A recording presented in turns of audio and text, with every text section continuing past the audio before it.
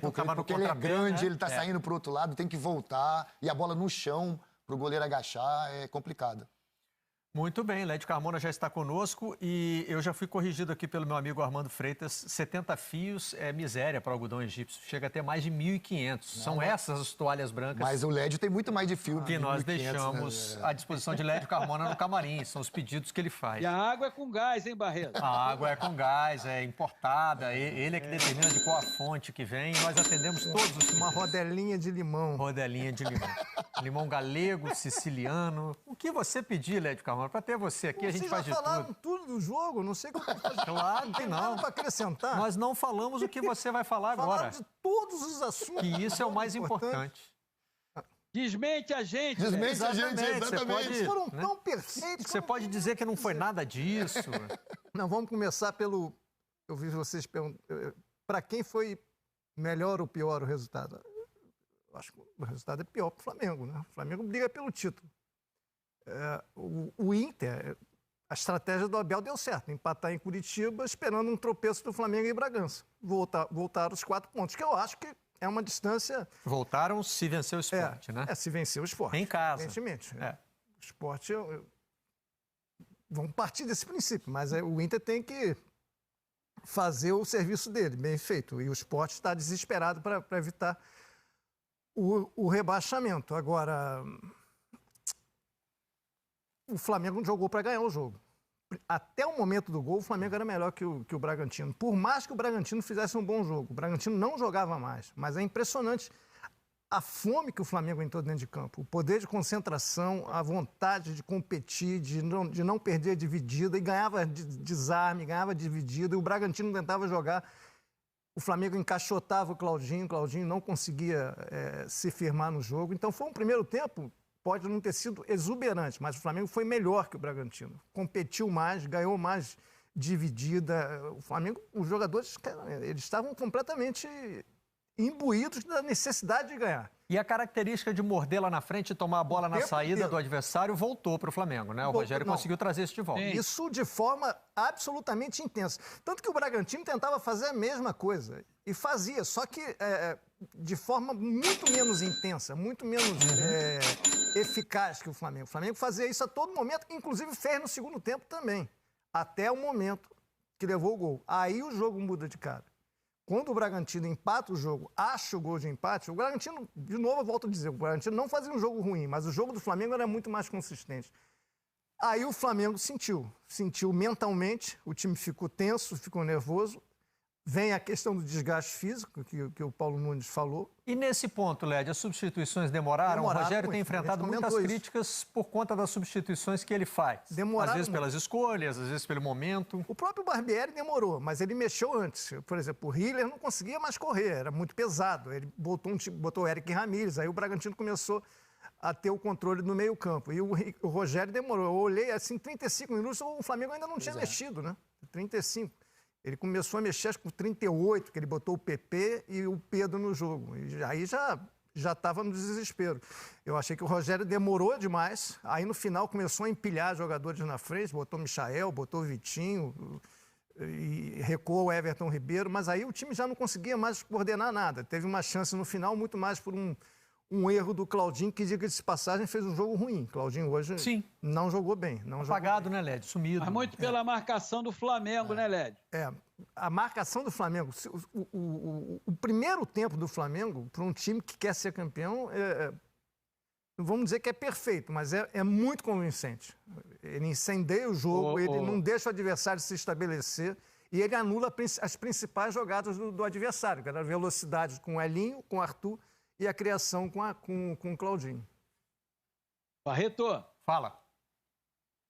Não, eu acho que em cima dessa observação feita pelo Lédio, principalmente por causa do primeiro tempo, eu acho que o Flamengo passa uma mensagem muito interessante para essa reta de chegada do campeonato que o Internacional lidera por cabeça, que é a seguinte: até o fim, o que você vai ver vai ser um time muito intenso, um time que no primeiro tempo tem uma marcação no campo do adversário, que não deixa o adversário respirar, um time que ao perder a bola pressiona o adversário e com um poder de concentração e confiança nos seus movimentos, que o adversário muitas vezes não está preparado para enfrentar. Então é assim, o Internacional está um ponto na frente, vai jogar contra o Sport, mas o Internacional tem que entender que ele vai precisar desenvolver na partida isso que o Flamengo apresentou hoje. Eu não estou dizendo da qualidade, mas eu estou dizendo da capacidade de concentração e também na capacidade, no poder de decisão. O Flamengo deixou isso muito claro. Tem o Corinthians no próximo domingo. O Corinthians já pode se preparar para enfrentar um adversário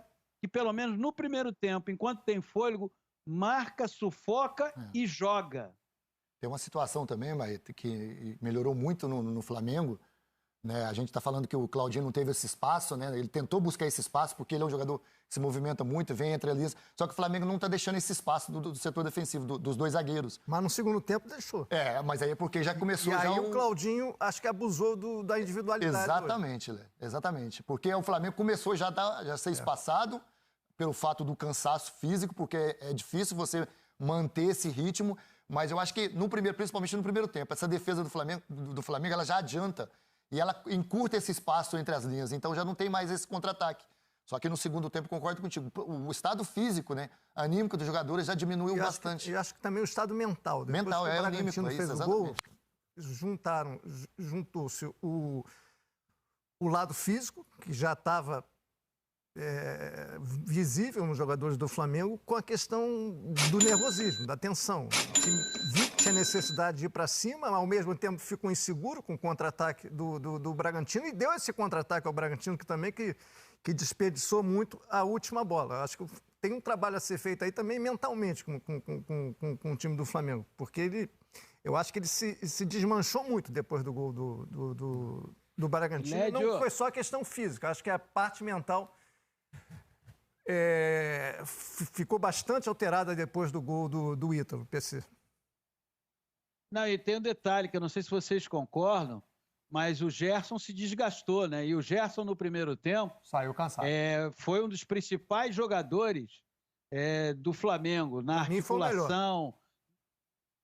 Para mim também foi o melhor jogador do Flamengo. Agora, no segundo tempo, a partir dos 30 minutos ali, o desgaste dele ficou evidente, tanto que foi substituído. Eu o considero o melhor jogador do Flamengo no Campeonato Brasileiro e hoje estava novamente ditando esse ritmo. A partir do momento que ele se desgasta, vem o gol do Bragantino, ele é substituído, mas isso impacta diretamente no desempenho do Flamengo. Não sei se te pareceu assim também, Léo.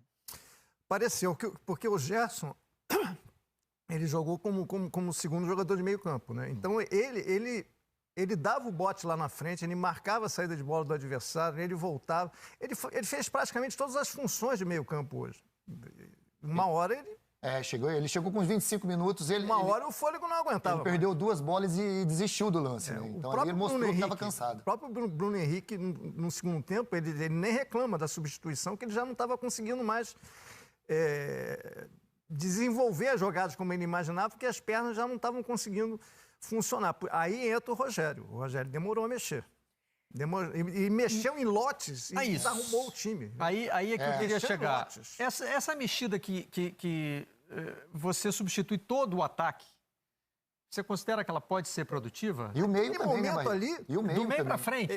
Do meio para frente. Mexeu no PP e no Pedro aos 38. E botou os outros 3 aos 90 para jogar os acréscimos. Aí vai no abafa, né, Marcelo? Não é uma coisa planejada. Essa é uma substituição. Tipo assim, eu vou mexer para mostrar assim, eu fiz alguma coisa. Você entende essa substituição de uma maneira se for com relação ao desgaste. Vamos supor, o Flamengo está ganhando o jogo, aí sai todo mundo e os jogadores ficam ali para ocupar o espaço. Ou quer segurar o jogo, né? Ou às vezes quer segurar, que alguém que... Porque tem o outro lado também, Barreto. Mas naquela hora ali, você faz 5 substituições em 7 minutos. Você vai botar em campo, na verdade, um time desentrosado para buscar uma reação. Vai entrar nessa outra questão, como jogador, como ex-jogador, quem está entrando nesse momento também. O desânimo que o jogador entra, porque ele está vendo 6 minutos, 5 minutos, que ele vai entrar numa abafa, como a gente está dizendo aqui. Ele sabe que ele não vai entrar lá com um jogo totalmente... A gente estava até discutindo sobre isso. Aconteceu. Um time treinado. Eu não sei se ele treina isso. Talvez o Rogério deve treinar com esse time que ele acabou. Será que ele treina um trabalho no finalzinho do treino tático dele? Será que ele treina com esse time? Mas ele diz que nunca treinou o Gabigol com o Pedro junto. Vai ter treinado. Não é possível. É impossível porque Led, eu vou te falar isso por mim, porque eu já treinei várias vezes com um jogador a menos para o time trabalhar com um jogador, tipo, foi expulso, se machucou dentro de uma partida. Porque não é possível ele Filipão sabendo... adorava isso, né, Paulo? Hã? O Filipão gostava de treinar assim. Muito. Ele normalmente, e não era assim uma vez ou outra, ele treinava a maioria das vezes com um jogador a menos, para você fechar aqui, para você balançar o time para cá, balançar o time para lá. Então, Mas a gente não está discutindo as substituições, a gente está discutindo a hora das substituições. Pois é. Sim. Por exemplo, ele botou o Pedro aos 38. Qual foi a chance que o Pedro teve? A bola praticamente não chegou, porque o Flamengo já estava completamente desorganizado. A única bola que o Pedro participou que poderia ter saído do gol foi a bola que o Claudinho perdeu na intermediária, muito mais pelo erro do Claudinho, e gerou aquele último ataque do Flamengo já no finalzinho dos acréscimos. Foi só isso, não aconteceu mais nada. O Bragantino ficou mais perto do gol na reta final, com o contra-ataque, definindo errado as jogadas, do que o Flamengo. Então, todo esse lote de jogadores que ele botou ali no desespero, ele poderia ter tirado mais desses jogadores se eles tivessem entrado, por exemplo, 10 minutos antes. Pois é. Com relação à pergunta sobre se o Rogério treina ou não esse tipo de informação, acho que a gente tem que fazer duas observações importantes. Primeiro, que quase ninguém está treinando nada nessa altura do campeonato, né? Nós estamos em fevereiro com jogo toda quarta, domingo, segunda, enfim. Mas, né? assim, normalmente, o Barreto, me desculpa rapidinho, Claro. Normalmente quando os treinadores querem dizer que não conseguem treinar. Porque algumas vezes eles falam, a gente treina isso muito. Então. Quantas vezes eu escuto o treinador dizer? Aí eu vou te dar o outro lado. O Rogério, por exemplo, disse que não teve tempo de treinar o Gabigol e o Pedro no mesmo time. Se ele não tem tempo de treinar o centroavante titular com o seu principal reserva, eu imagino que ele também não tenha tempo de treinar todo o ataque reserva para entrar em campo de uma vez só. Exato. Né? Exato. Acho que faz sentido. Mas é importante essa ressalva de que não está dando para treinar muito também, né? Não está dando para fazer... Porque é um treinamento, esse treinamento normalmente de uma mudança, né, que você vai acontecer no final do jogo, é um treinamento muito específico. É um treinamento que você não desgasta tanto, né? É em movimentação, é você puxando as peças ali, mostrando pro jogador que ele tem que cair para aquele lado direito, pro lado esquerdo. Então não é uma coisa tão desgastante. E eu acho, como atacante, como sempre treinei e trabalhei, o treinador tem que ter essa opção, ele tem que ter esse trabalho de saber que em algum momento da partida vai precisar jogar com esses dois jogadores. Agora, acho importante ressaltar também que o Bragantino teve mais uma atuação consistente, né? Porque a gente está falando de um primeiro tempo em que o time foi muito pressionado pelo Flamengo, né, Lédio? Você pode dizer assim, o Bragantino achou o gol, porque é uma falha do Isla, mas também a gente não pode dizer que o Bragantino estava entregue no jogo naquele momento. Aliás, em momento nenhum. Eu fiz questão de dizer isso durante o jogo todo.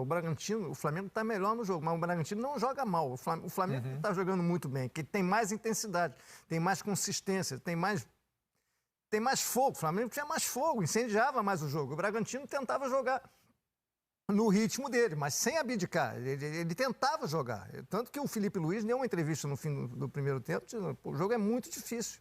Eles vão vir para cima, a gente vai ter que tentar... Ele chegou a falar de segurar esse resultado, porque é difícil ganhar do Bragantino. É um time que está com muita confiança. Agora, melhor mesmo no jogo, o Bragantino só foi depois do gol.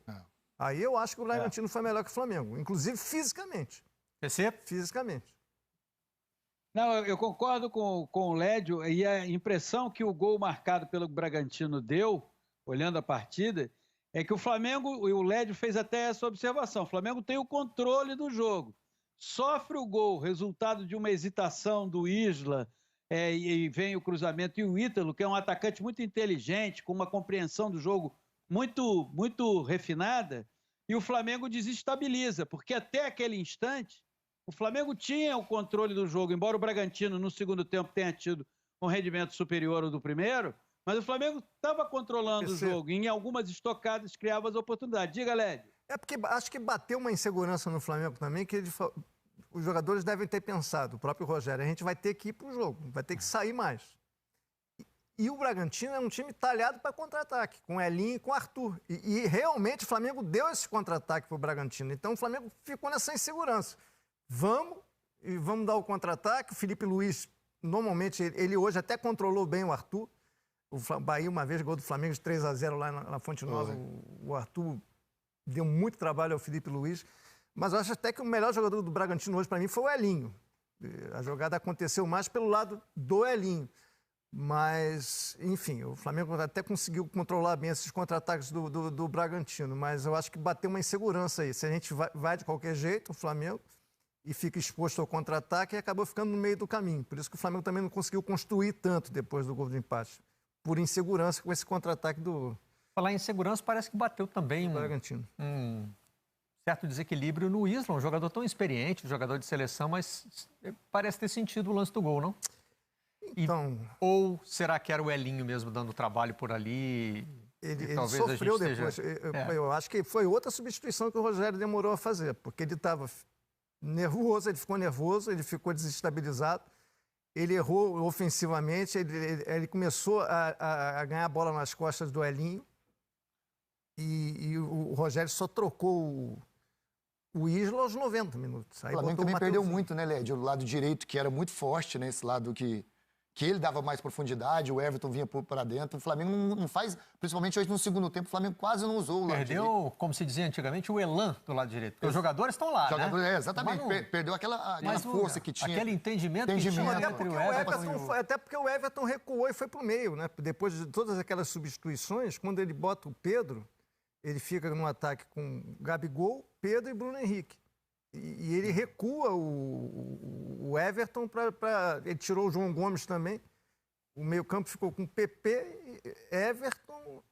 O Gerson saiu, ele teve que recuar o Everton. O Everton teve que jogar centralizado. E o Vitinho. E o Vitinho. Vitinho. Ele teve que recuar o